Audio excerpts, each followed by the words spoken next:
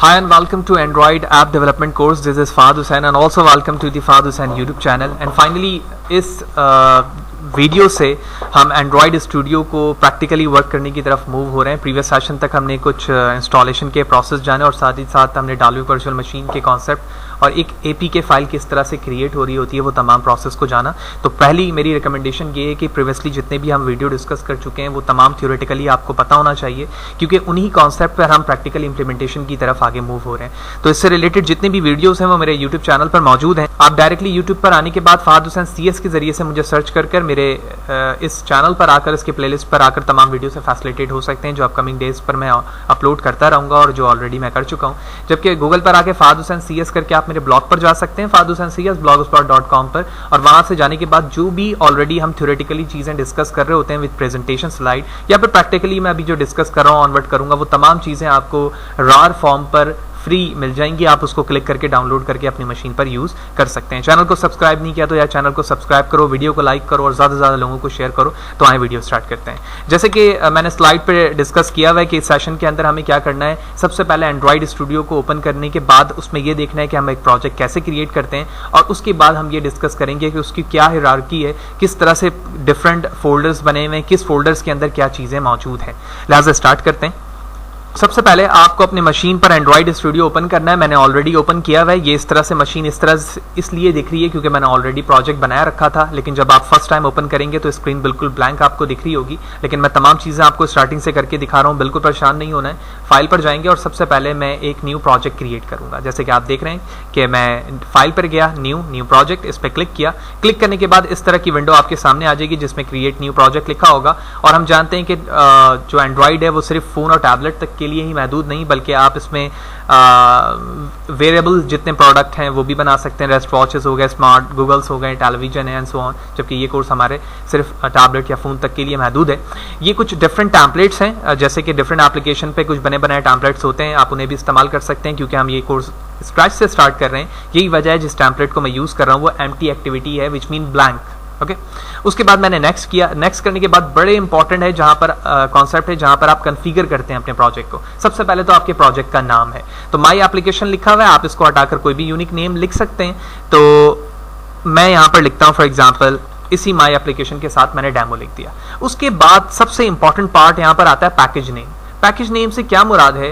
Package name actually एक ऐसे unique URL को शो करवा रही होती है यहाँ पर, या इन फ्यूचर आपको यहाँ पे एक ऐसा यूनिक नेम लिखना होता है जो ऑलरेडी किसी भी जगह पर एग्जिस्ट ना करता हो। इसकी वजह यह है कि जब इन फ्यूचर आप एक कंप्लीट एंड्रॉइड ऐप क्रिएट करेंगे और उसे गूगल प्ले स्टोर पर बेचना चाहेंगे या अपलोड करना चाहेंगे, तो वहां पर पैकेज का नेम सबसे इंपॉर्टेंट किरदार अदा करता है, क्योंकि जब तक वो यूनिक नहीं होगा आपको ये अलाउ नहीं किया जाएगा कि आप गूगल प्ले स्टोर पर उस अपनी एप्लीकेशन को अपलोड कर सकें जिसे आप अपलोड करना चाह रहे हैं। लिहाजा ख्याल रहे जब भी आप कोई प्रोफेशनली काम कर रहे होंगे तो अपने पैकेज को आपने यूनिक नाम रखना होगा। उसके बाद सेव लोकेशन है, यानी आप कहां पर सेव करना चाह रहे हैं। वाज़ेह रहे जिस यूजर के फोल्डर में मैं सेव कर रहा हूं, मेरे फोल्डर का नाम फहाद हुसैन है और फहाद के बाद स्पेस मौजूद है।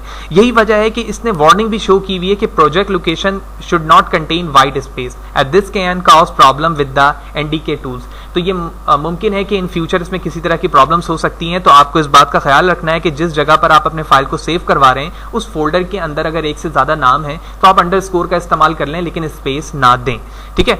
उसके बाद हमारे पास लैंग्वेजेस है, हम यहाँ पर 2 लैंग्वेजेस का इस्तेमाल कर सकते हैं, जावा या फिर कॉटलिन। सबसे ज्यादा फेमस जावा है एंड्रॉइड के लिए, यही वजह है कि हम जावा पे ही कर रहे हैं, लेकिन आप चाहें तो कॉटलिन का भी इस्तेमाल कर सकते हैं। उसके बाद हमारे पास APIs के लेवल हैं डिफरेंट, जैसे कि हम जानते हैं कि डिफरेंट वर्जन है हमारे पास, और अब तक हमारे पास एंड्रॉइड R, Q और इस तरह के वर्जन्स आ चुके हैं। लेकिन जब आप इसको सेलेक्ट करोगे तो आप देखोगे कि your app will run only less than 1% of the devices. तो हमें एक ऐसे वर्जन्स को यूज करने की जरूरत होती है जो 100% डिवाइसेस पर सही तौर पर रन हो सके, ठीक है। तो यही वजह है कि जिस वर्जन पर मैं यहाँ पर काम करना चाह रहा हूँ वो आइसक्रीम सैंडविच है, और आप यहाँ पे देख रहे हैं कि 100% डिवाइसेस पर इसकी वर्किंग अप्रोप्रिएट मैनर पर हो सकती है। यही वजह है कि मैंने इस वर्जन को लिया। उसके बाद नीचे लिखा हुआ योर ऐप रनिंग, ये मैं बता चुका हूँ। Project with support instant app, बिल्कुल सही है, कोई जरूरत नहीं है हमें इसमें चैक लगाने की। और एट लास्ट हम फिनिश कर देंगे। जैसे ही हम फिनिश करेंगे इट्स टेक फ्यू सेकंड्स और उसके बाद हमारी ऐप लॉन्च हो जाएगी। Now it's launch under process, और आप देख रहे हैं कि कुछ ये ग्रेडल्स हैं और इन प्रोसेस जाहिर कर रहे हैं। तो इन तमाम चीज़ों को हम सीखेंगे और समझेंगे कि एक्चुअली ये प्रोसेस क्या है। ये ग्रेडल के कुछ इनिशियल प्रोसेस होते हैं जो अपने आप को कॉन्फ़िगर कर रहे होते हैं। ग्रेडल का एक्चुअली काम क्या है, जैसे कि तुम यहाँ देख रहे हो कि ये ग्रेडल स्क्रिप्ट का एक फोल्डर है, इसे आप ओपन करोगे, इसके अंदर डिफरेंट फाइल्स होंगी। तो अभी हम इनिशिएटिव लेवल पर सिर्फ ये समझ लेते हैं कि ये क्या चीज़ है कि हर एक एंड्रॉयड एप्लीकेशन डेवलपमेंट टूल के अंदर, यानी एंड्रॉयड स्टूडियो में ये डेवलपमेंट टूल मौजूद होता है, और इसका काम ये होता है कि ये जितने भी जावा के सोर्स फाइल होते हैं या एक्सटर्नल लाइब्रेरीज होती हैं, उन तमाम को कंबाइन करता है और कंबाइन करके फाइनल एपीके फाइल बना रहा होता है। यानी जो भी कॉन्फ़िगरेशन है डेवलपमेंट किट की जो जिम्मेदारी है एसडीके के, वो ग्रेडल कर रहा होता है, और तमाम चीज़ों को कॉन्फ़िगर करना, इन फ्यूचर टेस्ट करना, कंपाइल करना, डिप्लॉयमेंट करना उसकी, जो कि हम थ्योरेटिकली में जान चुके हैं कि .dex फाइल में कन्वर्जन, वो तमाम जिम्मेदारी जो है हमारे ग्रेडल की है। ग्रेडल में डिफरेंट पार्ट्स फाइल पर मुश्तमिल है, लेकिन जो सबसे इंपॉर्टेंट फाइल यहाँ पर है वो है build.gradle मॉड्यूल ऐप। यहाँ पर जाने के बाद आपको बड़े इंपॉर्टेंट चीज़ें दिखेंगी, जिसमें से सबसे पहले है हमारे एसडीके का वर्जन। तो सम एप्लीकेशन पर आप देखोगे कि जो वर्जन है हमारा वो 29 पर रन हो जाता है। कुछ मशीन्स पर ये प्रॉब्लम देती हैं, तो हमें वर्जन्स को चेंज करना होता है। सम टाइम 29 की जगह आप 27, 26 रन करने के बाद भी आप इसे सिंक कर सकते हैं, यानी रीट्राई करके बिल्ड करवा सकते हैं, तो आपकी एप्लीकेशन चल जाएगी। ये वर्जन्स पे डिपेंड करता है। उसके बाद नीचे डिपेंडेंसीज हैं। डिपेंडेंसीज से मुराद ये होती है कि कुछ सर्विसेज हैं जो आप आउटसाइड दी एप्लीकेशन इस्तेमाल करना चाहते हैं, तो वो उनके नाम लिखते हैं।